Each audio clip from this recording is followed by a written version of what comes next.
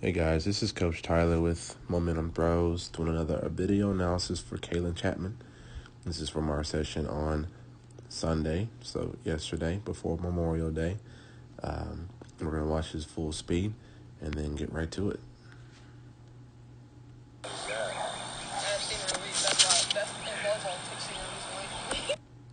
So I picked this throw because this is one of her further throws. I believe this was just a few feet past her PR. Kaylynn, if you're watching, there you go. So I never tell the athletes the distance during training, but this was a pretty deep throw for her, and that's a positive. And for that to happen with the kind of technique that we have with this throw is impressive, and just kind of shows you that we have a lot more to gain and a lot more technical things that we can clean up to throw even further. So I'm watch it full speed one more time, and then we'll get started.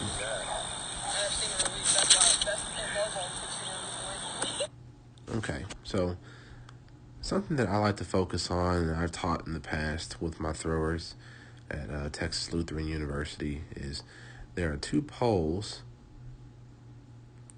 that I see in the throw, okay? Pole number one is right here. So your goal is to get your left armpit out past the toe, which that looks pretty good. The second goal is to get the right hip out and on this side of the pole. The reason you do this is because you are now balanced over your left and you're able to sprint under control across the ring. As you can see, here, hold on, let me correct that really quick. Right about here is where that pole is. So as you can see, we're out past it, but we go right through the pole and not around it, okay? That's what causes that kind of falling sensation across the ring. Your center of mass is over here instead of being right here centered down the center of the circle, right? Now, I use a very simple cue of get left, and I was always coached to have my armpit out past the toe, but sometimes we skip all this area inside that we need to get to over here. If we're looking at the sector line like this, then we need to make sure that as our left foot is facing down that sector line, we're also reaching all the way around, scraping the net, and getting to that sector line to initiate our drive. Our body will keep rotating and get us to the middle. And too many times you'll see athletes open straight up right down the middle, and because they're rotating, they'll just go right past the middle and over-rotate every single time. So a good tip, get the left armpit out past the toe and sprint. Get to the sprint phase down the right sector line, not necessarily down the middle. That's number one. Number two is we talked about that right knee being tight. It still needs to be out. It still needs to be longer. There's no sweep at all, which the discus being right here is still out in front of your body, right? So if you're sprinting right now, if you're walking straight right now, the discus is in a little bit better position than what it normally is, but it's still out in front of you. I want you to get the discus a little more back here, left arm a little bit longer here, right? Because we want to kind of create that angle like this. So we can keep stretch number two, hold stretch number two, get to a good power position to finish our discus. Now, I like that we're controlling the left arm inside of the body.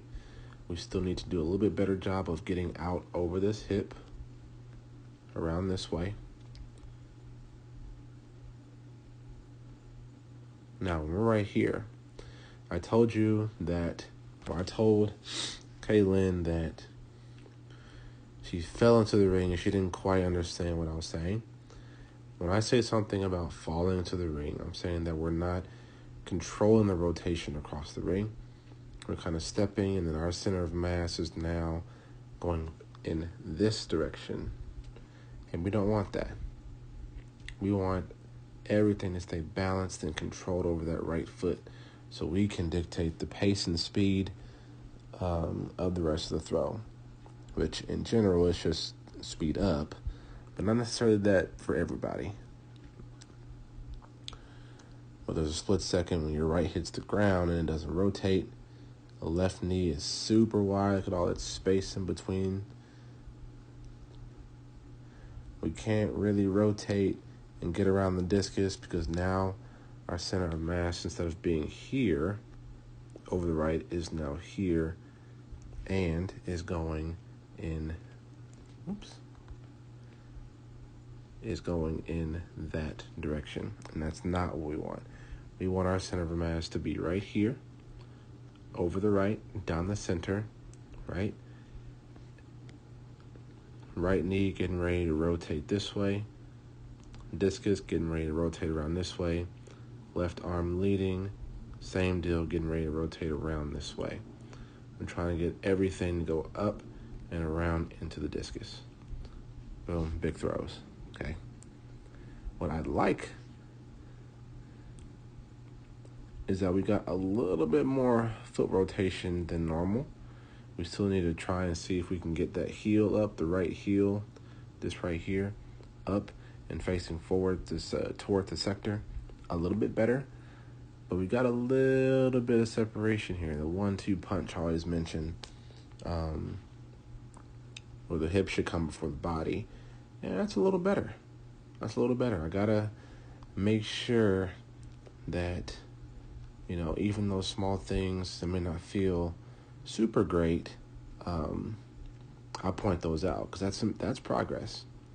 A good block. We're still watching that discus, and not getting our hips and body rotated all the way through. Now, this is how we're going to correct this. This is how I would teach someone like yourself to correct this. And a quick note for anybody else watching the video, the way that I am analyzing videos, I'm breaking down based on the things that I know, have been taught and have learned over the years, or 10, 15 plus years of doing this. The way that I would coach it is more or less cause and effect, what causes us to do this. And this first movement, if you watch the throw full speed, her upper body is significantly faster than her legs. So we need to make sure that we shift and pivot the left heel open before we start opening up with the upper body. That's going to be number one. That's how we're going to fix and change the pace of how we use our legs. We're going to focus on getting the right leg out and around, okay? And then we're going to get into our sprint phase, focus on locking in that left knee, keeping it here, wider right leg out here, sweeping it all the way around to the center. Boom, staying balanced, and then thinking rotate long and level on the finish. We're getting there. It's getting close, Kaylynn. Keep working. Rome was not built in a day. This is not something that we're going to just automatically get. It's going to take time, and you're putting the work in, so keep going.